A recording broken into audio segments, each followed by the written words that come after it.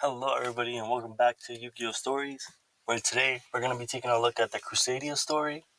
So let's just get right started with it. So, previously known as McKnight Abram, now is known as Crusadius Maximus. A couple time has passed by since Ib's death, and Maximus, along with the now known as Crusadia Draco, previously known as Royal Chalice Guard Dragon or Imduk the Guard Dragon, they formed a new team to protect the peace and to find the next world legacies. Crusadia Leonis, Crusadia Reuniclus, I believe, Reclusia, excuse me, and Crusadia Arabora are all part of this new team. Here, you just see them together. After the team have formed, they are prepared to find the next world legacy, the World Crown. Once they do find the World Legacy World Crown, they are bestowed new powers. Just like before, when the World Chalice found the World Legacy World Chalice and they gained World Chalice armor, the Crusadia gained a new power. Or maybe Maximus gained a new power. But even though he gained it, he gave that power to his teammates. First, Maximus and Draco were now able to combine into one entity known as Crusadia Equalmax. Also, I felt like it was cool to point out how the World Chalice links for Maximus and for Draco, when you put them together, they have the same arrow as Equalmax. So I thought it was like a cool way to like further my argument that they are one entity when they turn into Equalmax. Yeah. Crusadia Arbora turned into Crusadia Spatha. Leonis turned into Regulex. And Reclusia turned into Magius. But while this was happening, there was a one World Legacy survivor. Previously known as Crawler Spine, I believe he is the last crawler alive. He starts running and running, has nowhere to go, nowhere to be, doesn't know what his purpose is in life, until he runs across Maximus. Here in World Legacy's Mind Melt, we see Maximus making this crawler into an official Crusadia, official part of his team. So the previously known Crawler Spine is now Crusadia Crawler.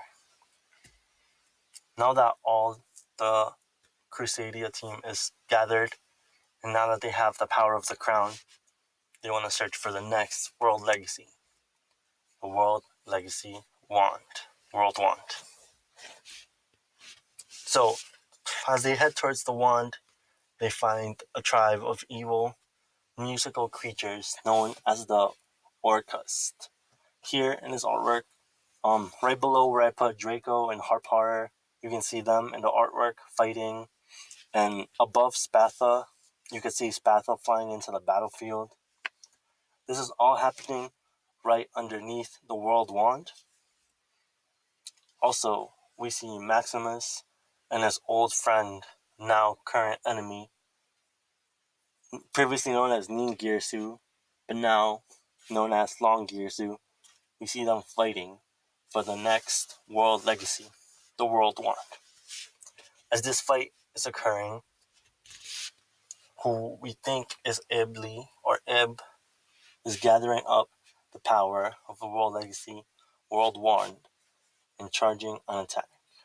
Well, I shouldn't say Ibli because this is Galatea. So it's probably a different entity from Ibli. But yeah, back to the story. She's charging up the power from the World Legacy World Wand. And she shoots all the power towards the Crusadia.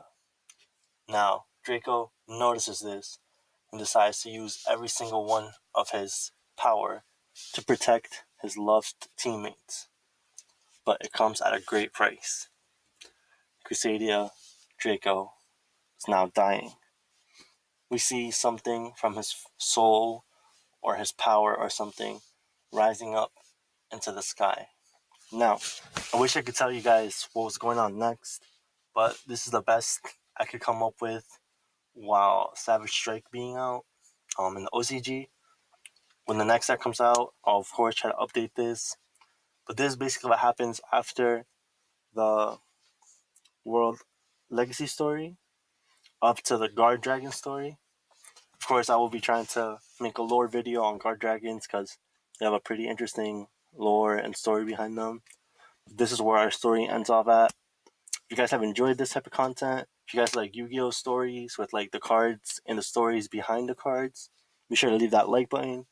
Be sure to leave your comments down below. If you think I misinterpreted any of the cards, be sure to let me know down below as well. And if you guys like this type of content, be sure to subscribe. And this has been Yu-Gi-Oh Stories. Thank you guys for watching, and have a good day.